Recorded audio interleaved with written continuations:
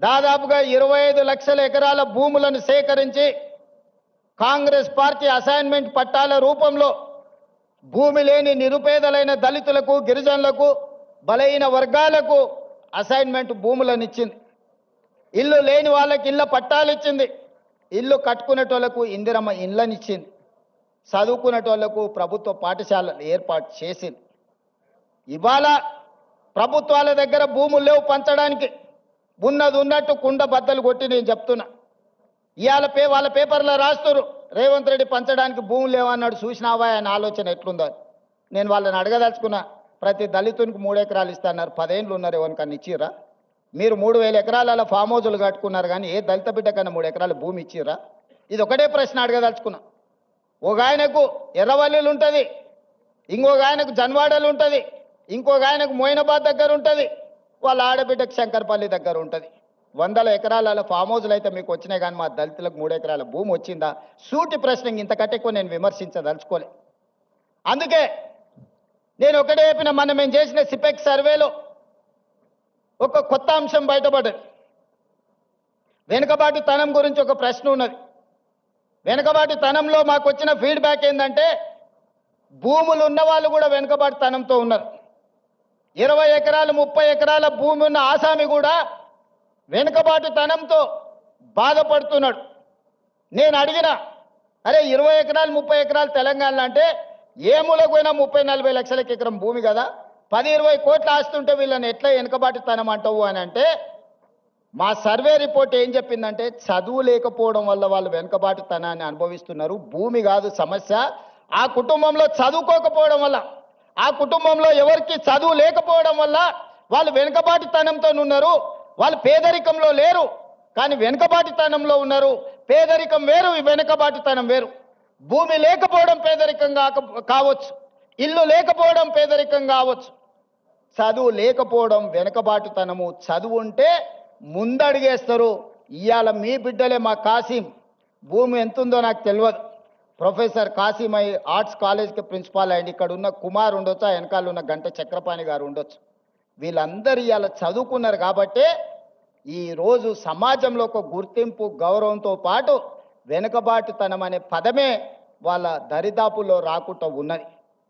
అందుకే వాటిని గుర్తించిన, ఆలోచన చేసిన, ఈ సమాజంలో వివక్ష నుంచి బయటికి తీసుకురావాలి. వివక్ష అనేది గ్రామాల నుంచి పారద్రోలాలి అనంటే, వెనుకబాటుతనాన్ని నిర్మూలించాలి అనంటే, ప్రతి మారుమూల ప్రాంతంలో విద్యా అవకాశాలు పెంచాలి. ఆనాడు పండిత్ జవహర్లాల్ నెహ్రూ గారు ఎడ్యుకేషన్, ఇరిగేషన్ ప్రాధాన్యత ఉంటే, ఈనాడు అదనంగా కమ్యూనికేషన్ కూడా మనం యాడ్ చేసినాం. సోనియా గాంధీ గారు రైట్ టు ఎడ్యుకేషన్ యాక్ట్ తీసుకొచ్చారు. నేను ఇవాళ టీచింగ్ స్టాఫ్ ఇక్కడ ఉన్న మిత్రులందరికీ నా మనసులో ఉన్న ఆవేదనను నేను మీకు చెప్పదలుచుకున్నా. 1,25,000 మంది టీచర్లు ఉన్నారు. ఇవాళ 25 లక్షల పైగా పాఠశాలలు ఉన్నాయి తెలంగాణలో ప్రభుత్వానికి. ఆ పాఠశాలల్లో 18 లక్షల మంది విద్యార్థులు చదువుకుంటారు. కానీ ప్రైవేట్లో 11 లక్షల పాఠశాలలే ఉంటే, 11,000 పాఠశాలలే ఉంటే 33 లక్షల మంది విద్యార్థులు చదువుకుంటున్నారు. మరి ఎంఏ బిఎడ్ చదువుకున్న ప్రభుత్వ పాఠశాలల్లో టీచర్లుండి 25,000 పైగా పాఠశాలలుంటే, ప్రభుత్వ పాఠశాలలో ఎందుకు విద్యార్థులు తక్కువ ఉన్నారు? టీచర్లు ఉన్న దగ్గర పిల్లలు లేరు, పిల్లలు ఉన్న దగ్గర టీచర్లు లేరు. ఇట్లాంటి సమస్యలు ఎందుకు వస్తున్నాయి అని మేము చూసినాం. విద్య అందుబాటులో ఉంది, కానీ నాణ్యమైన విద్య లేదు. ఈరోజు సమాజానికి విద్య సమస్య కాదు, నాణ్యమైన విద్య సమస్య. ఇవాళ ఇంజనీర్లకు కొదువ లేదు, సర్టిఫికెట్లు ఉన్న ఇంజనీర్లు ఉన్నారు, కానీ వాళ్ళకు అవసరమైన నైపుణ్యం లేదు. అందుకే క్వాలిటీ ఎడ్యుకేషన్, స్కిల్స్ ఇవాళ విద్యార్థులకు ఇవ్వాలి అని, నాణ్యమైన విద్య కోసం, సాంకేతిక నైపుణ్యం కోసం ఈరోజు మనము కష్టపడాల్సిన అవసరం ఉన్నది. ఇక్కడున్న టీచింగ్ స్టాఫ్నైనా, ఇక్కడున్న పరిపాలకులైనా నా సూచన ఒక్కటే, విద్య ఒక్కటే మన జీవితాలలో మార్పు తెస్తుంది. విద్య ఒక్కటే మన జీవితాలలో వెలుగును తెస్తుంది. విద్య ఒక్కటే మనల్ని వెనుకబాటుతనాన్ని నుంచి బయటికి తీసుకొస్తుంది. విద్య ఒక్కటే మన ఆత్మ గౌరవాన్ని పెంచుతుంది. విద్య ఒక్కటే మన తల్లిదండ్రుల కళ్ళలో ఆనందాన్ని వెలుగులను నింపుతుంది. ఆ విద్య నాణ్యమైన విద్య, సాంకేతిక నైపుణ్యంతో కూడుకున్న, శిక్షణతో కూడుకున్న సాంకేతిక నైపుణ్యాన్ని ఇవ్వాలనుకున్నాం. కుల వివక్షను తొలగించాలి అనంటే ఎస్సీ హాస్టల్ ఒక దగ్గర, ఎస్టీ హాస్టల్ ఇంకొక దగ్గర, మైనారిటీ హాస్టల్, బీసీ హాస్టల్ వేరే వేరే ఊరు బయట కట్టిన తర్వాత ఆ ఎస్సీ హాస్టల్లో చదువుకున్న యువకుడి మైండ్లో ఏముంటుందో ఒకసారి ఆలోచన చేయండి. మేము ఎస్సీలం, దళితులం కాబట్టే కదా ఊరు బయట మాకు బడి పెట్టిరని అనుకుంటున్నాం. మేము ఆదివాసులం, గిరిజనులం కాబట్టే కదా ఇసిరేసినట్టు మమ్మల్ని ఎక్కడనో పెట్టినరు అనుకుంటున్నారు. బీసీలు, మైనారిటీలు కూడా అదే ఆలోచన. అందుకే ఈ వివక్ష పోవాలి, మనందరం మనుషులుగా కలిసి ఉండాలి, మనలో మానవత్వము నిండాలి అని అంటే వీటిని తొలగించాలి, కులం అనే అడ్డుగోడల్ని తొలగించాలి. అందుకే young India integrated residential schools SC, ST, BC, minority, upper caste అందరూ కలిసి చదువుకునే విధంగా 100 నియోజకవర్గాలలో each residential school in 25 acres campus 200 కోట్ల రూపాయలు ఒక్కొక్క పాఠశాలకి ఇచ్చి ఈ కులం అనే అడ్డుగోడల్ని తొలగించి అందరు కలిసి కట్టుగా 2500 నుంచి 3000 మంది స్టూడెంట్స్ ఒక్కొక్క పాఠశాలల్లో దాదాపుగా 100 నియోజకవర్గాలలో 2.5 నుంచి 3 లక్షల మంది విద్యార్థులు ఒక్క దగ్గర కలిసి చదువుకునే విధంగా ఈరోజు ఆ వివక్షను తొలగించడానికి యంగ్ ఇండియా ఇంటిగ్రేటెడ్ రెసిడెన్షియల్ స్కూళ్ళని మనం ప్రారంభించుకున్నాం. ఈ పేరు ఎక్కడి నుంచి అని మీరు అనుకోవచ్చు. యంగ్ ఇండియా ఈ పేరు నాది కాదు, ఈ పేటెంట్ రైట్ మహాత్మా గాంధీ. దేశ స్వతంత్రం కోసం 1921 నుంచి 1931 వరకు దేశ స్వతంత్ర ఉద్యమాన్ని ఉవ్వెత్తున తీసుకెళ్లాలి, ప్రజలకు సమాచారాన్ని చేరవేయాలని ఆనాడు మహాత్మా గాంధీ గారు ఒక పత్రిక నడిపినారు. ఆ పత్రిక పేరే యంగ్ ఇండియా. ఆ యంగ్ ఇండియా స్ఫూర్తితోనే మహాత్మా గాంధీ గారు ఇచ్చిన సందేశంతో ఈరోజు యంగ్ ఇండియా ఇంటిగ్రేటెడ్ రెసిడెన్షియల్ స్కూల్స్ని మనం స్టార్ట్ చేసుకున్నాం. ఇదే కాదు, స్కిల్స్. అందుకే యంగ్ ఇండియా ఇంటిగ్రేటెడ్ స్కిల్ యూనివర్సిటీని మనం మొదలు పెట్టుకున్నాం. మీకు ఉస్మానియా ఉంది, కాకతీయ ఉంది, పాలమూరు ఉంది, మహాత్మా గాంధీ ఉంది, ఇట్లా చెప్పుకుంటూ పోతే సెంట్రల్ చాలా యూనివర్సిటీలు ఉన్నాయి. ఈ యూనివర్సిటీలలో విద్య బోధిస్తున్నాం. అవసరమైన సాంకేతిక నైపుణ్యాన్ని బోధించడానికి ఒక యూనివర్సిటీ ఉండాలని ఆలోచన చేసి యంగ్ ఇండియా స్కిల్స్ యూనివర్సిటీని దేశంలోనే మొట్టమొదటిసారి పబ్లిక్ ప్రైవేట్ పార్ట్నర్షిప్లో Anand Mahindra, Apollo Hospitals, Reddy Labs, లేకపోతే ఇట్లాంటి ఎంతో మంది నిష్ణాతులు, ఒక దేవయ్య గారు డాక్టర్గా వరంగల్ దళితుడు ఈరోజు అమెరికాలో ఎంత ఉన్నత స్థానానికంటే అతని ఆస్తి, అతని పిల్లల ఆస్తి లెక్కేస్తే ఒక 4-5 లక్షల కోట్ల రూపాయల ఆస్తి ఉండొచ్చు. ఒక వరంగల్లో పుట్టిన దళిత బిడ్డ దేవయ్య ఈరోజు యంగ్ ఇండియా స్కిల్స్ యూనివర్సిటీలో బోర్డ్ ఆఫ్ డైరెక్టర్. ఎందుకంటే వాళ్ళ నుంచి మీకు ఇన్స్పిరేషన్ రావాలి. వాళ్ళు మీ మంచి భవిష్యత్తు కోసం ప్రతి సంవత్సరం 1,10,000 మంది ఇంజనీరింగ్ గ్రాడ్యుయేట్స్ తెలంగాణ రాష్ట్రం నుంచి పాస్ అవుతారు. వాళ్ళ తల్లిదండ్రులు గ్రామాలలో ఉండే, అయ్యా మా పిల్లగాడు ఇంజనీరింగ్ చదువుకున్నాడు, పెద్ద నౌకరీ అయ్యా, నువ్వు ముఖ్యమంత్రి అని వస్తుంటారు కొడంగల్ నుంచి. వాడిని పిలిచి అప్లికేషన్ పెట్టుకోరంటే వానికి రాయనీకి వస్తలేదు. వేరే పని చేసేటోనికి పని ఇప్పించుడు నాకు అలకగా ఉన్నది, ఇంజనీరింగ్ చదివిండి అంటే ఇప్పించుడు చాలా కష్టంగా ఉన్నది. ఇది నేను కొంచెం బాధతో చెప్తున్నా. సర్టిఫికెట్ అయితే వచ్చింది కానీ సాంకేతిక నైపుణ్యం లేదు. అందుకే యంగ్ ఇండియా స్కిల్స్ యూనివర్సిటీ ప్రారంభించి ఆ పిల్లలకు శిక్షణ నైపుణ్యాన్ని ఇచ్చి వాళ్ళని ప్రయోజకులను చెయ్యాలి. ఈరోజు సమాజంలో డిమాండ్ ఉంది కానీ సప్లైలో ఉన్నారు కానీ సమానమైన నైపుణ్యం లేదు. అందుకే యంగ్ ఇండియా స్కిల్స్ యూనివర్సిటీని ప్రారంభించినాం. ఒలింపిక్స్లో మీరు చూస్తున్నారు, చిన్న చిన్న దేశాలు ఎన్నెన్నో గోల్డ్ మెడల్స్ తెస్తున్నాయి. మన దేశానికి ఎప్పుడు అందులోకి పోయేటానికి కూడా వస్తలేదు. టీవీ కాడ చూసి సప్పట్లు కొట్టే సినిమాలో నేను చూసిన సునీల్ గవాస్కర్, సచిన్ టెండూల్కర్, గచ్చిబౌలి దివాకర్ అని బ్రహ్మానందం డ్రెస్ వేసుకొని కూర్చుంటాడు. చెప్తుంటాడు సునీల్ గవాస్కర్, సచిన్ టెండూల్కర్ నన్ను తొక్కేసిండ్రు, అందుకే నేను ఇక్కడ డ్రెస్ వేసుకొని క్రికెట్ ఆడతానని టీవీ ముందర అందరిని కూర్చోబెట్టి డ్రెస్ వేసుకొని అందరికీ గొప్పలు చెప్పుకుంటుంటాడు. నేను కూడా గచ్చిబౌలి దివాకర్ అని. అట్లనే మన స్కిల్స్ విషయంలో కూడా మన నేతలు మాట్లాడుతుంటారు, ఇక వచ్చే గోల్డ్ మెడల్స్ అని, అయిపోయినాక ఒక్కడు కనిపిస్తలేడు. అందుకే 2036లో ఒలింపిక్స్లో గోల్డ్ మెడల్స్ సాధించాలి అంటే మన నైపుణ్యంతో కూడుకున్న చిన్న పిల్లల్ని 10 ఏళ్ళు 11 ఏళ్ళు ఉన్నప్పుడే వాళ్ళ యొక్క నైపుణ్యాన్ని గుర్తించి మట్టిలో మాణిక్యాలను వెలికి తీయాలి.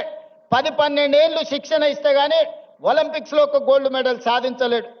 అందుకే వాటి కోసం ఈనాడు యంగ్ ఇండియా స్పోర్ట్స్ యూనివర్సిటీని మనం ప్రారంభించుకున్నాం. దీంట్లో గొప్ప గొప్ప క్రీడాకారులను తీసుకున్నాం. ఈరోజు అభినవ్ బింద్రా, అదేవిధంగా Kapil Dev, football all India captain, ఇట్లాంటి వాళ్ళందరూ ఆ స్పోర్ట్స్ బోర్డులో ఉన్నారు. Ravikanth Reddy India volleyball captain, Arjun award మన తెలంగాణ బిడ్డ కూడా అందులో ఉన్నారు. మరి వాళ్ళకు అవసరమైన పెట్టుబడులు పెట్టడానికి కావ్య మారన్, అపోలో బోర్డు సంబంధించిన వాళ్ళు, వీళ్ళందరినీ కూడా వాళ్ళకు అవసరమైన ఆర్థికంగా ఆదుకోవడానికి పెద్ద పెద్ద వాళ్ళని ఈరోజు ఒక స్పోర్ట్స్ యూనివర్సిటీని ఈరోజు ప్రారంభించుకున్నాం.